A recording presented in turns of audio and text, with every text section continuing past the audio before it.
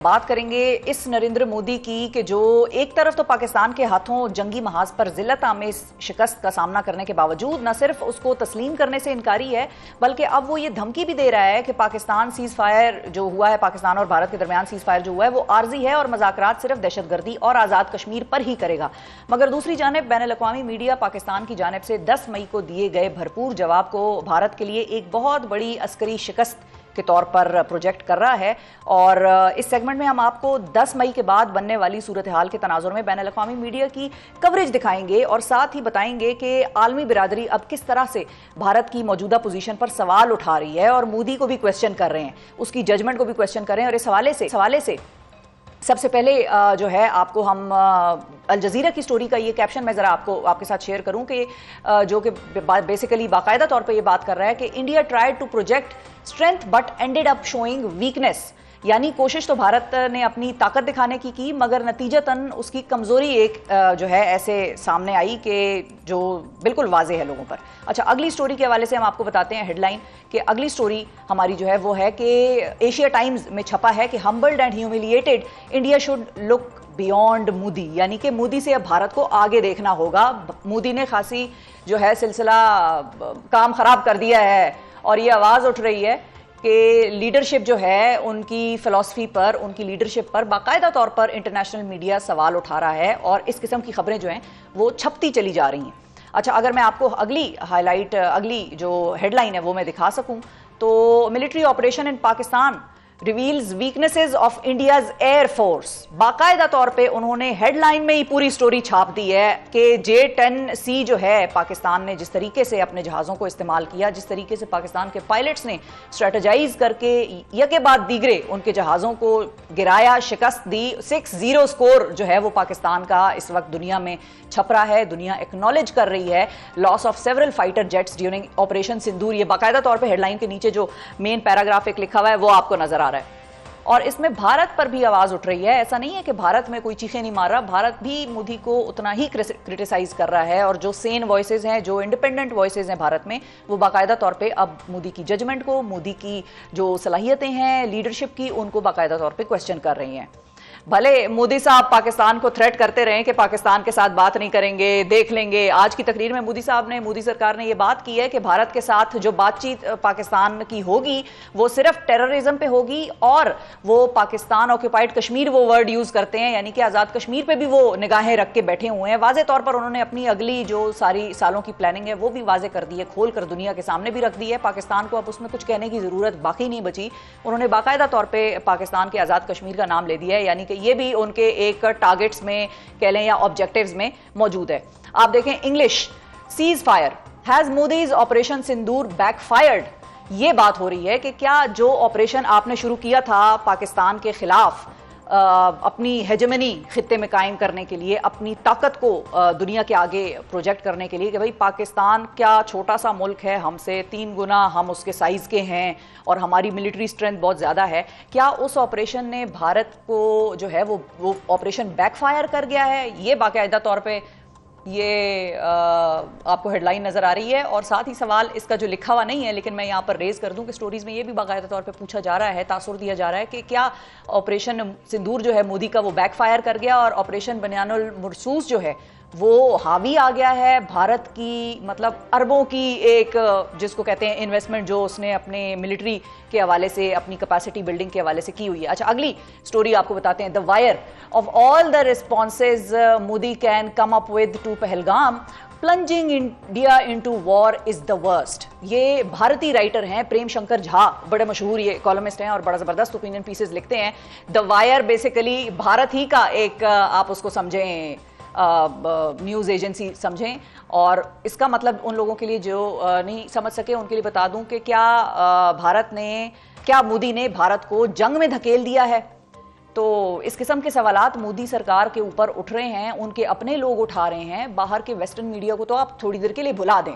Unheard unheard की story का मैं आपको टाइटल बताऊं, India can't win a war with Pakistan, Modi has everything to lose. यानी कि मोदी के स्टेक्स इस वक्त बहुत ज्यादा हाई थे और मुझे इस हेडलाइन के ऊपर कुछ कहने की जरूरत नहीं है, इट सेज ऑल कि भाई मोदी किस माइंडसेट से आ रहा था पाकिस्तान के खिलाफ ये सारे हमले जो मोदी ने किए, और पाकिस्तान ने बड़ी हद तक रिस्ट्रेन शो किया, हमने बड़ी हद तक रिस्पॉन्सिबिलिटी का, जिम्मेदारी का मुजाहरा किया, हमने इंतजार किया कि मोदी को शायद अकल आ जाए, लेकिन ऐसा नहीं हुआ। The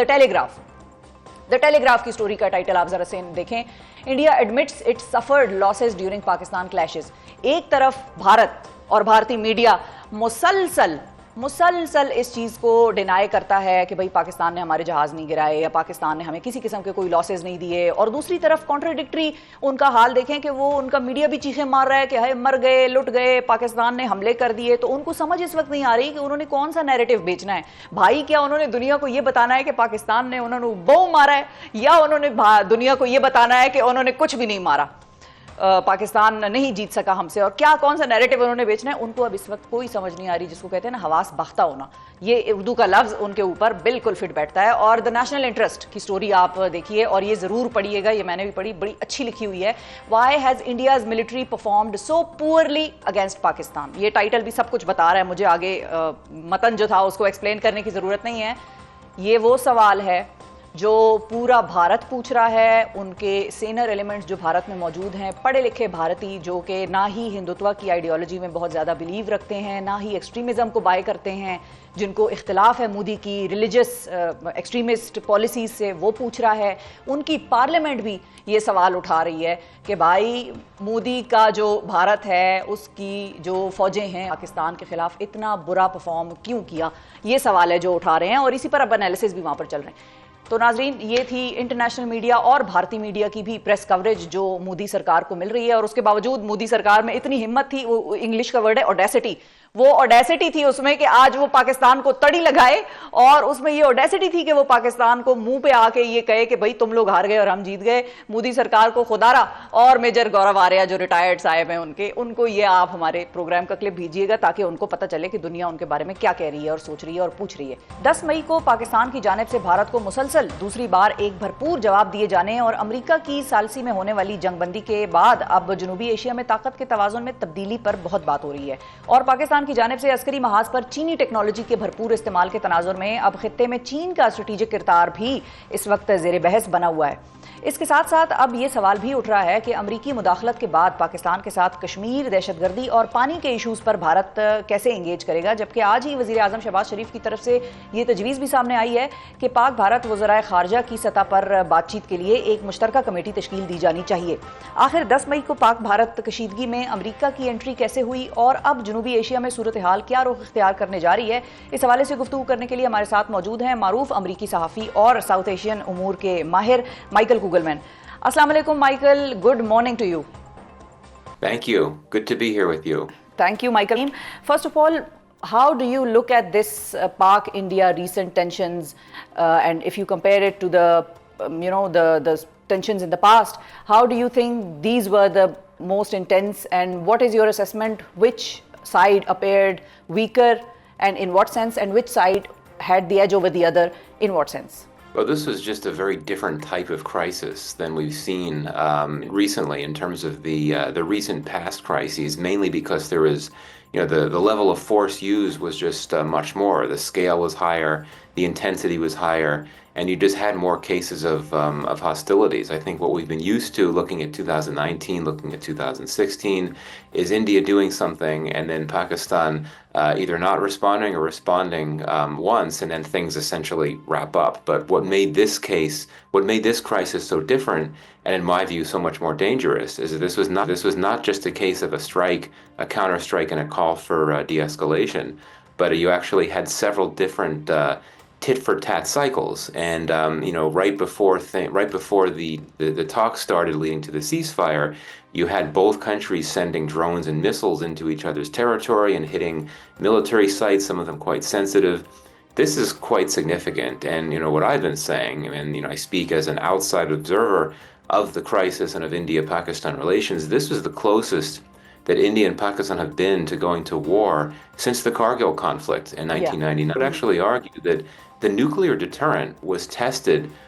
more than it has ever been, at least since 1999, but even on the whole, since Pakistan and India became formal nuclear states in 1998. Just because of the fact that you had military force being used in different parts of each country, the level of intensity was very high, and so many sensitive sites being So hit. you're basically confirming that the nuclear deterrence has also been tested this time after 1995. Yeah, well, I mean, of course, nuclear deterrence is always going to be tested whenever there's any type of hostilities, because both countries have nuclear weapons. But I would argue that in this particular case, it was put to the test, especially markedly, just because we were seeing high levels of escalation in terms of conventional force being used. Again, I mean, we have not seen cases of each country firing missiles and drones into the other country, deep into the other country, and targeting pretty sensitive sites. I think at the end of the day, each country respects the nuclear